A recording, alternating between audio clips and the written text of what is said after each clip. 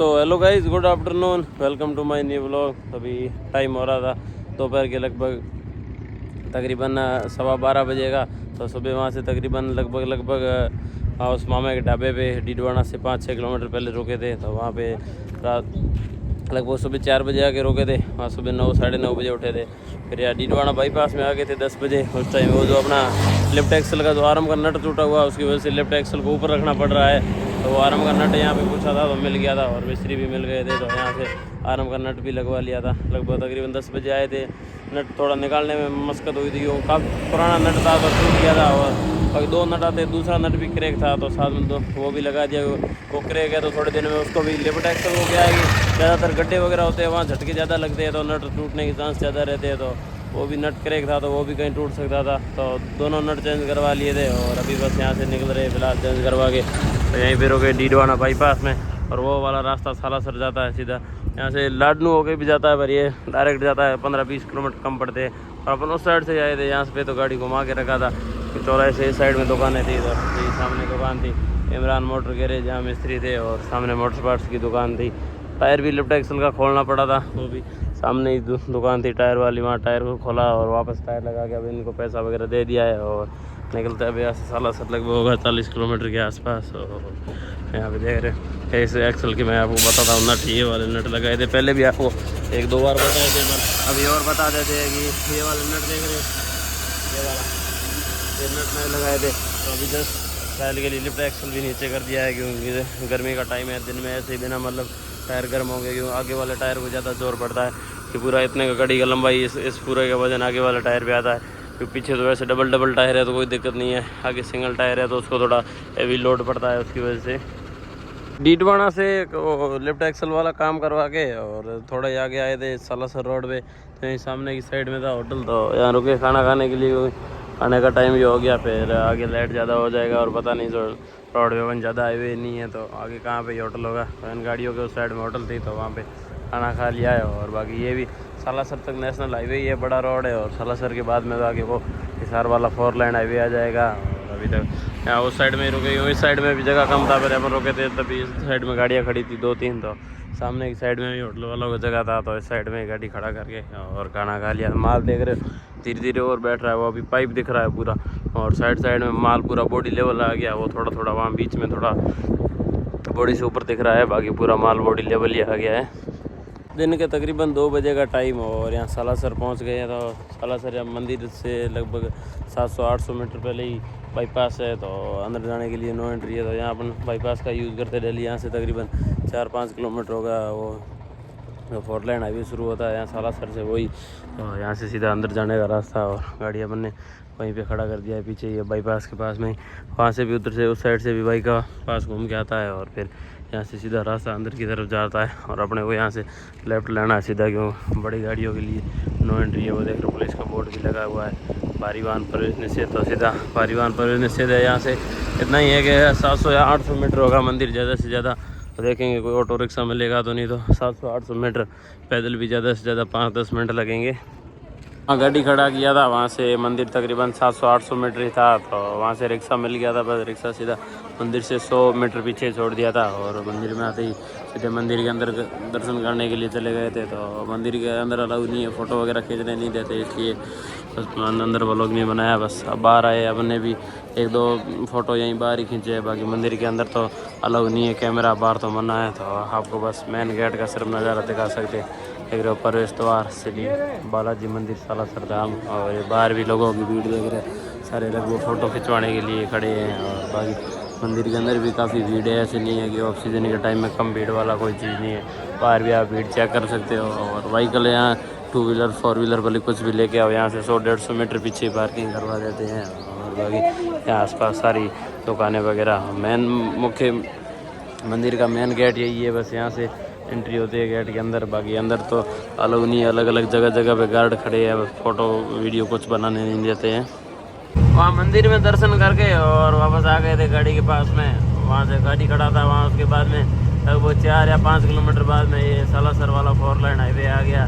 सीधा सालासर शुरू होते हुए सीधा हिसार, और हिसार से पहले ही बॉर्डर लग जाएगा हरियाणा का। और लगभग 100-150 किलोमीटर हरियाणा में चलना है। उसके बाद में आगे पंजाब है, तो लगभग कुल अपना लगभग लुधियाना का सफ़र भी 400 किलोमीटर का पड़ा है। तो लगभग नाइट में 3-4 बजे तक पहुंच जाएंगे आराम से। और वैसे भी सुबह 7-8 बजे से पहले अनलोडिंग कोई शुरू नहीं करता है। और पार्टी वालों को भी मैसेज किया था व्हाट्सएप पे, तो उन्होंने भी लोकेशन भेज दिया है। और बाकी पंजाब में कुछ मंडियों में अपन गए हुए हैं, जैसे अमृतसर वगैरह ऐसी मंडियों में गए हुए हैं। और जलंधर गए हुए नहीं है, लुधियाना भी नहीं गए हुए। लुधियाना मंडी में अभी पहली बार जा रहे हैं और उसकी लोकेशन मंगा लिया था। और रास्ता कोई गए हुए उनको पूछ लेंगे, फिर भी लोकेशन आता है तो सेटिस्फेक्शन हो जाता है कि हाँ ठीक है यही है उसके हिसाब से।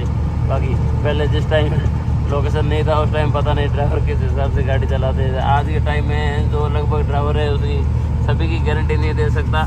नए आदमी है ना, वो 100 में से 99 आदमी बिना लोकेशन के लगभग चल ही नहीं सकते। उनको एक लोकेशन वाली ठीक बात हो गई है, एक हेल्प है, कहीं पे भी देख लेते रोड का पता चल जाता। नहीं तो पहले के टाइम में हर जगह रोक के पूछना पड़ता है कि जैसे अभी यहाँ से हिसार जाना है तो हिसार कौन सा रास्ता जाता है। फिर लोकल में भी कोई सही बता देता तो कोई ऐसा ही सर फिरा होता है, वो गलत भी बता देता है कि इधर जाता है। अब वो कोई दिक्कत नहीं है, लोकेशन सीधा सीधा बता देता है। और यही है कि सही बराबर एकदम रोड को जूम करके कहीं पे बाईपास का वगैरह वो देख लेना चाहिए, या पता नहीं हो तो किसी को कन्फर्म बाईपास पूछ लेना चाहिए। नहीं तो काफ़ी लोग क्या है कि इस लोकेशन के चक्कर में नो एंट्री में चले जाते हैं। तो ये कभी कभार बाईपास नहीं बताता, सीधा सिटी के अंदर से बता देता है। तो ज़्यादातर लोग कई बार नो एंट्री में घुस जाते हैं लोकेशन के चक्कर में।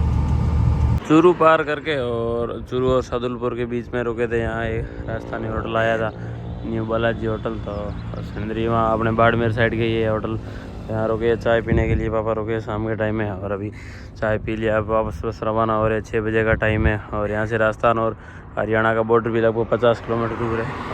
4 लेन ये पूरा रोड कम्प्लीट ही है, बस कुछ जगह पे कट है। वो भी सिर्फ मैं जैसे सर्विस रोड पे जाके वापस 200-400 मीटर सर्विस रोड पे जाके वापस ऐसे 3-4 जगह ऐसे कटी है। बाकी रोड पूरा ओके क्लियर ही है। और यहाँ से 50 किलोमीटर बॉर्डर है, तो हरियाणा में जाके डीजल भरवाएंगे, क्योंकि हरियाणा और राजस्थान में 2-2.5 रुपये का फ़र्क है। डीजल भी अपन वहाँ महाराष्ट्र में खामगांव से भरवा के आए थे। तो डीजल का भी अभी जो रेड जोन वाला बत्ती आता वो बत्ती भी आ गया था। लगभग 30-40 किलोमीटर आए बत्ती के बाद में। उसके बत्ती आने के बाद लगभग 140 किलोमीटर आराम से चली जाती है गाड़ी। 50 किलोमीटर और बॉर्डर है, बॉर्डर पे ही पंप है भारत के एयरलाइंस के, उसमें से किसी पे भरवा लेंगे तो 40 आई है। 50 और 90 किलोमीटर तो आराम से जाएगी, कोई दिक्कत नहीं है। राजस्थान हरियाणा का बॉर्डर पार करके और यहाँ पे आ गए थे। हरियाणा में कुछ यहाँ डीजल भरवा रहे थे, क्योंकि रिलायंस का पेट्रोल पंप है जस्ट यहाँ पीछे। भारत का पेट्रोल पंप था पर वहाँ थोड़ी भीड़ ज़्यादा थी। अपन बस यही है कि HP Indian oil petrol pump पे तो कभी कभार क्या है कि आवश्यकता होती है, एकदम ज़रूरत है कि अभी डीजल भरवाना है और कोई पंप नहीं है, 5000 का डीजल कहीं भरवाते हैं तो वो अलग बात है। बाकी सबको एक अलग अलग विश्वास होता है। ऐसा नहीं, अपन ये नहीं बोल रहे कि आप इंडियन ऑयल पे HP पे डीजल मत भरवाओ, ये बात नहीं है। पर अपन या तो रिलायंस जियो के डीजल पे पंप पे डीजल भरवाते हैं और या भारत के पंप पे राजस्थान में, और यहाँ भरवाने का एक ही फ़र्क था। यहाँ देख डीजल का रेट है 88 रुपये और पेट्रोल का 95। यहाँ 88 है और वहाँ पे है लगभग राजस्थान में 91। 3 रुपये का फ़र्क है, तो 15,000 के डीजल पे कम से कम 500 रुपये का फ़र्क पड़ेगा आराम से। और वो भी अपना आगे इधर आना है तो बिना मतलब वहाँ राजस्थान में इसलिए डीजल नहीं भरवाया था। यहाँ से इतना ही 15,000 का डीजल लेंगे तो अब यहाँ से 300 किलोमीटर लुधियाना है, तो इतना ही 75-80 लीटर जाने में खाएगा, 50 लीटर आने में, 120-30 लीटर। 10,000 का डीजल खाएगा तो अभी एडवांस भरा देते, 15,000 का भरा देते। और बाकी वापस यहाँ से लगभग हाँसी आके हाँसी से कोल्ड ड्रिंक ठंडा जाता है बाड़मेर, धोरीमनाथ, सांचौर वहीं कहीं का भरेंगे तो वापस यहाँ हरियाणा के बॉर्डर पे आएंगे तब वापस डीजल फुल करवा देंगे। और क्योंकि 3 रुपये का फ़र्क भी, वापस आएंगे तो कम से कम 250 लीटर के आसपास डीजल आएगा, तो उस पर कम से कम 700-800 रुपये का फ़र्क पड़ता है। हिसार वगैरह पार कर लिया है और नरवाना पहुँचने वाले हैं। अभी तो लगभग हरियाणा में चल रहे हैं। अभी तकरीबन कम से कम 50 किलोमीटर और हरियाणा में चलना है। उधर से बठिंडा डब्बोवाली होके जाते हैं तो डब्बोवाली इतना ही लगभग 25-30 किलोमीटर एरिया आता है हरियाणा का। और इधर इस साइड से तो कम से कम 150 किलोमीटर से भी ऊपर हरियाणा का एरिया आता है। और रात के टाइम में RTO का कोई दिक्कत नहीं है। बाकी दिन के टाइम में ऐसे है कि हरियाणा का RTO तो लगभग अगर हाइट नहीं है गाड़ी को और गाड़ी ओवरलोड नहीं है या लिफ्ट एक्सल ऊपर नहीं किया हुआ, लिफ्ट एक्सल नीचे है, तो गाड़ी को परेशान नहीं करता। बाकी पंजाब RTO बहुत ही ज़्यादा ख़राब है। Punjab RTO height, lift axle, overloading वो छोड़ो, वो तो खाली गाड़ी का भी चालान कर देता है। अब खाली गाड़ी में क्या गलती है? अब वैसे तो RTO गलती निकालेगा तो कम से कम 50 या 100 गलती निकलेगी। जैसे ये मेन शीशे पे रेडियम है, मेन शीशे पे रेडियम मत करो, ये मत करो, वो मत करो, ऐसे तो बाकी अलग अलग जो बड़ी बड़ी गलतियाँ हैं, ओवरलोडिंग है, हाइट है, लेफ्ट एक्सल ऊपर करके चलना है पर लोड गाड़ी में, ये ऐसी गलतियाँ हैं। इनका तो छोड़ो, खाली गाड़ी में भी चालान करते हैं। इसलिए पंजाब में तो नाइट में ही घुसना पड़ता है। वो तो अपन पंजाब में तो वहाँ घुसेंगे तब तक रात के कम से कम 12 बज जाएंगे आराम से। रात के लगभग 11:15 बजे का टाइम, और नरवाना पार करके आगे आ गए थे, लगभग तकरीबन 5-7 किलोमीटर आगे। तो यहाँ से हरियाणा और पंजाब का बॉर्डर भी, लगभग खनौरी बॉर्डर भी 20 किलोमीटर बचा है, और अपना लुधियाना का सफ़र बचा है यहाँ से 150 किलोमीटर का। अभी टाइम हो रहा 11:15 बजे का। तो यहाँ रुके थे होटल पे खाना खाने के लिए, और अभी खाना खा लिया, बस निकल रहे हैं। कालेदा ढाबा करके पंजाबी होटल था, बहुत ही अच्छा खाना था और रेट भी वाजिब। ये बाकी कोई जगह पे होटलें हैं वो रेट बहुत ही ज़्यादा, जैसे कोई अच्छा खाना खिलाते वो कम से कम, अब जैसे नॉर्मल जैसे कार वालों का कुछ भी रेट लेते होंगे। अगर बड़ी गाड़ी है और बड़ी गाड़ी की होटल है तो वो लेंगे लगभग 200 से 300 के बीच में, 220, 40 या 250। कोई होटल वाले 350-400 रुपये लेते हैं। और यहाँ पे बस पंजाबी होटलों की रेट वाजिब होती है। और बाकी कुछ जगह पे थाली सिस्टम होता है, वो तो 120-130 रुपये लेते हैं। और बाकी कहीं कार वाला होटल है वहाँ रुक जाए तो भले गाड़ी वाला हो, कुछ 450-500 से नीचे तो उतरेंगे नहीं, वो तो फिक्स है। तो यहाँ पे रुके थे। अपना लुधियाना का भी 150 किलोमीटर सफ़र है, तो 3 घंटे लगेंगे।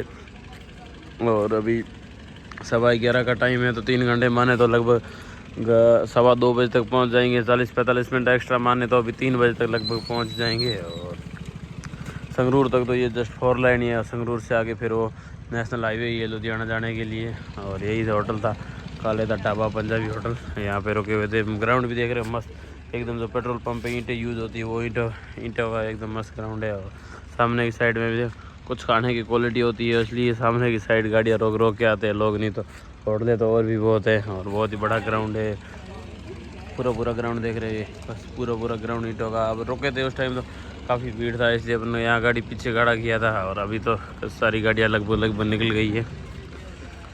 काले थे ढाबे थे, वहाँ से खाना खा के निकले थे। और उसके बाद अभी तक तो 4 लाइन ही है, संगरूर तक 4 लाइन है। अभी तो संगरूर लगभग रह गया होगा तकरीबन 10 किलोमीटर। और संगरूर के बाद में सीधा दूरी मलेरकोटला होते हुए लुधियाना जाएगा, वो तो नेशनल हाईवे है बिल्कुल। हाँ, छोटा रोड भी नहीं है, डबल रोड भी नहीं है, डबल रोड से भी बड़ा है, नेशनल हाईवे है।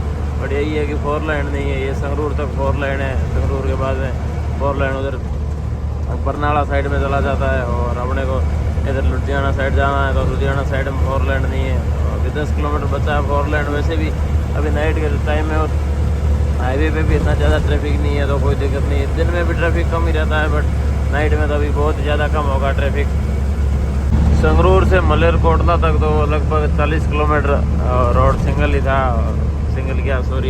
नेशनल हाईवे था। और संगरूर के बाद में भी लगभग अपने को ऐसा अंदाजा था कि पूरा लुधियाना तक यही नेशनल हाईवे है, पर मलेरकोटला के आगे 4 लाइन आ गया है। तो यहाँ से अभी लुधियाना बचा होगा लगभग तकरीबन 10-15 किलोमीटर। और अपने को बाईपास होके घूम के मंडी में जाना है, तो लगभग मंडी तो कम से कम 30 किलोमीटर हो जाएगा आराम से। तो देखते हैं कितना टाइम लगता है आगे, कैसा रोड है उस प्रकार से। लगभग 3 की जगह पहले 3 बजे का चांस था अपने को, उसकी जगह लगभग 3:30 तो बज जाएंगे आराम से। लुधियाना यहाँ बाज़ार में पहुँचे थे, तो लुधियाना सिटी में पहुँचने के बाद में वहाँ बाईपास नहीं गए थे, आज सिटी के अंदर से आए थे। नाइट का टाइम था, बाईपास बहुत लंबा घूम के लगभग 15-20 किलोमीटर लंबा घूम के आ रहा था। तो सीधा मैप देख के सिटी के अंदर से आए थे। सिटी के अंदर का इतना ही 2-4 किलोमीटर एरिया लगा था, उतनी देर में GT रोड आ गई है, दिल्ली वाली 6 लाइन हाईवे। तो अभी इस पर चढ़ गए। अभी इसी रोड पे जस्ट मंडी है आगे, थोड़ा सा आगे है। तो इस रोड से उतर के सर्विस रोड लेके ब्रिज के नीचे से यूटर्न लेके इधर सामने की साइड में मंडी है। तो इतना ही अभी 3-4 किलोमीटर बचा होगा मंडी, बाकी है इसी रोड पे। और वही है कि ब्रिज से पहले सर्विस रोड लेके, तो सामने ब्रिज से यूटर्न लेके, और फिर उधर सामने की साइड पे सर्विस रोड पे लेना पड़ेगा। फाइनली रात के 3:30 बजे का टाइम, और यहाँ लुधियाना मंडी में पहुँच गए। यहाँ मंडी में सबसे लास्ट में एकदम खुली जगह में यहीं का लोकेशन भेजा था, बोला पपीता यहीं पे खाली होता है, इधर का इधर साइड होगा उनका। तो और पपीता सुबह 9-10 बजे के पहले खाली नहीं होता। ऐसे नहीं है कि सुबह 4 बजे मंडी लगती है उसमें खाली होता है, क्योंकि ये भी केले की तरह कच्चा ही होता है। तो पकने के बाद में ही सेल होता है। और देख रहे हो यहाँ पूरा मंडी इस साइड में खुला ही है। वहाँ जिस साइड में गए से घुसे थे उस साइड में छोटी गाड़ियाँ सब्जी वाला भीड़ था। बाकी इससे एक पट आगे वहाँ पे प्याज का अलग अलग है, सबका अलग अलग है, तो यहीं कहीं होगा पपीते का भी। और इसलिए बस अभी यहाँ साइड में लगा के और उनको पार्टी वालों ने यहीं का ये जो पानी की टंकी है इसके पास रुकने के लिए बोला था। तो यहाँ पानी की टंकी के सामने यहाँ रुक गए हैं। तो सुबह वो फ़ोन कर लेंगे और व्हाट्सएप पे भी उनको मैसेज कर दिया कि पानी की टंकी के पास आके रुक गया हूँ, अगर सुबह फ़ोन ना उठाऊँ तो यहाँ आ जाना। तो बस अभी बस फ़िलहाल सो जाते। सुबह 9-10 बजे से पहले वैसे कोई आने वाला नहीं है। तो इसी के साथ इस व्लॉग को करते यहीं पे एंड। और वीडियो पसंद आया हो तो लाइक कमेंट शेयर करें और चैनल पे नए है तो सब्सक्राइब करें। तो मिलते हैं नेक्स्ट व्लॉग में, तब तक के लिए बाय बाय।